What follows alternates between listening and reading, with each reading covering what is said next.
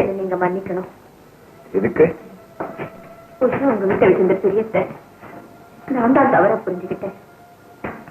அவ அழைப்புக்கு நீங்க வந்ததும் அந்த ராத்திரியில அவ உங்க ரூம்குள்ள நுழைஞ்சதுக்கும் ஆடினதுக்கும் பாடினதுக்கும் அர்த்தங்கள் வேணுங்கிறார். அது தெரியாம உங்க ஜாதகத்தை வாங்கி பேர் பொருத்தம் பார்த்து உங்க பெத்தவங்களே வர சொல்லி பொண்ணை வேற காட்டிட்டேன். சபாஷ்.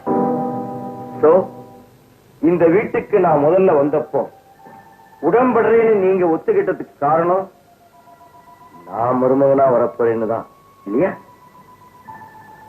ஆமா. அறிமுகம் இல்லாத ஒரு பொண்ணுக்கு நான் அனுதாபப்பட்டு பேசினதுக்கு அப்புறம் நான் உங்களை நம்பித்தான் ஆகணும்னு சொன்னீங்களே, சபாஷ்.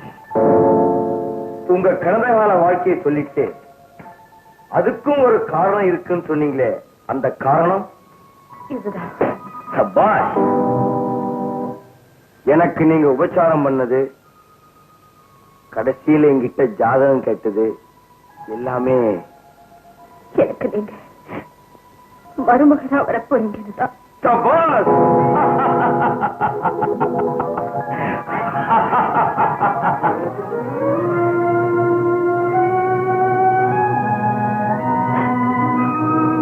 கல்லுக்குள்ள இருக்கிற தேர மாதிரி இவர் மனசுக்குள்ள இப்படி ஒரு நினைப்பு என் மேல இருக்கிறது தெரியாமலே போயிடுச்சு.